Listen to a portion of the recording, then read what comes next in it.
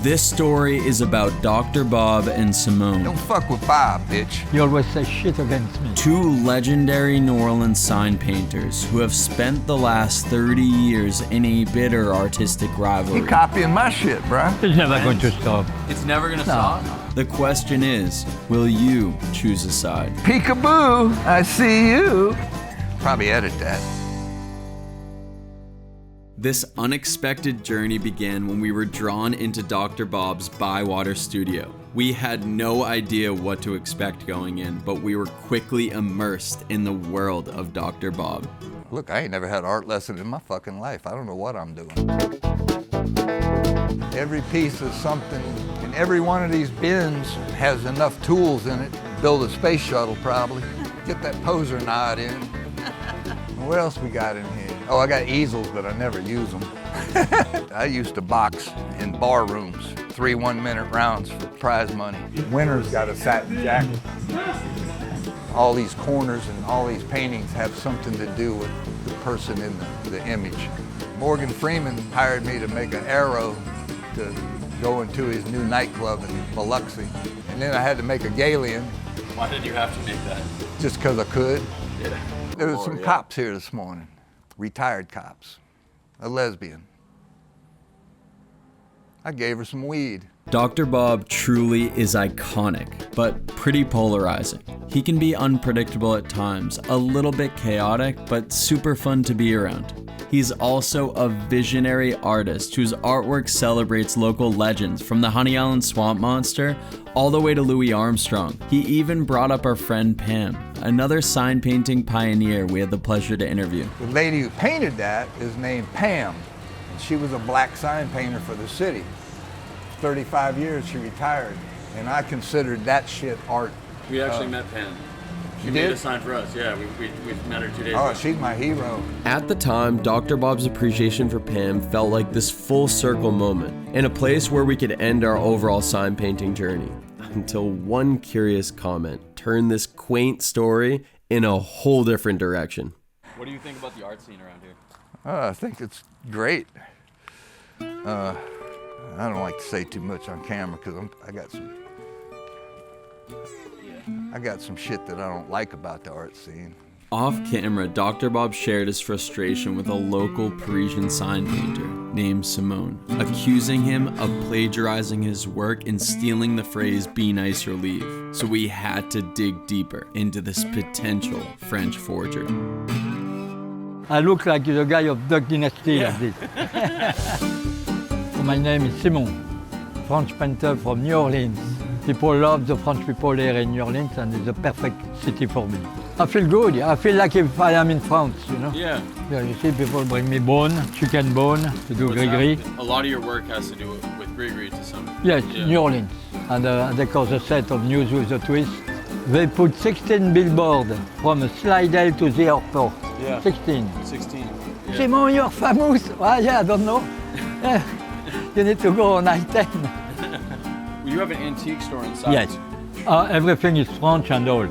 And this was a Popeye chicken. Do you like Popeye chicken? Oh, yeah. All the girls. They all go like this. Everything. Selfie. Should we take one? Yeah. We should take one. Yeah. My best painting.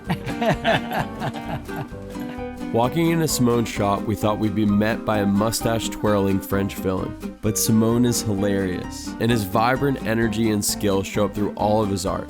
He even gifted us a gris-gris piece for good luck. That being said, we needed to find out more about this feud. You know Dr. Bob in Bywater? Yeah. He do a lot of Be Nice or Leave? Him. Yeah. He always is pissed off because he thinks I copy him. I don't copy him, I just do what I see, you know? Yeah. But he's always, he hates me. He always says shit against me. So you guys have like a little bit of a rivalry. I think so, but you are going to see what he's going to tell you. Yeah. It's like Baden and Trump. Looks like we found the feud. Peekaboo, I see you. All raggedy ass and shit. Have you met him before? Oh yes, he run away when I come. No, he doesn't. I met him once, and I was forced to have to shake hands with this motherfucker and be introduced to him. I think he have a big ego. Yeah. Too big. Because he's a chicken shit con artist fucking copycat motherfucker. There's a name for this kind of people, but I forgot. Had I known that was really him when I was introduced to him, I'd have broke every fucking finger in his hand. All right. Let's take a big step back. How did this beef start? And what is the origin of the phrase, be nice or leave? Somebody was at my shop in the French Quarter and said, there's some dude uptown knocking you off, bruh. You know, I'm not knocking his work. It's colorful, it's bright, but I've been doing this shit way before he showed up. Whoop. Now, I wish I could find that where he invented be nice or leave thing. I don't believe he had the fucking gall to even say that. That is reproduced from the Southern vernacular.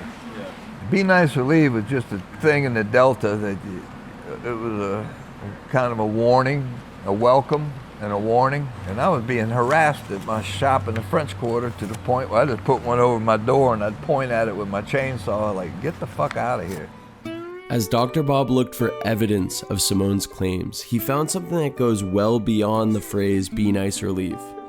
When Simon first started painting, he practiced the art of mimicking popular artists he admired. This piece was before he received a cease and desist from Rodrigue. I lived next door to Rodrigue for years. So within Simone's art book is pretty incriminating proof that he has copied other people's work throughout New Orleans. What does he think about this? I got a cease and desist by Rodrigue because I was doing the Blue Dog. Really? And I said it's my graduation of Louisiana art. It's here, I hang it on my wall. You have it? Yeah. When I start to paint, I call this déjà vu art. And people ask me like you, why déjà vu art? It's because before you come here, you already see this kind of art in the street. Yeah. You walk, you see on the wall, okay. Yeah. I already see it. I say, yeah, déjà vu. Okay, this is a pretty informative detour, but let's get back to be nice or leave. Does Simone claim the phrase? You think I copy the be nice or leave? Yeah. Because he was the first one who started. So every people had done it. Yeah. And me as well. No, I'm not stupid. Yeah. Okay, let's get this straight. Simone certainly admits to copying Be Nice or Leave, among other work, but he doesn't claim ownership over what isn't his. This seems a bit problematic, but it's also understandable. You can find artists today right off of Bourbon replicating other people's artwork in order to make a living. It doesn't make it right, but Simone has also found his own style in the process. So where does this leave us?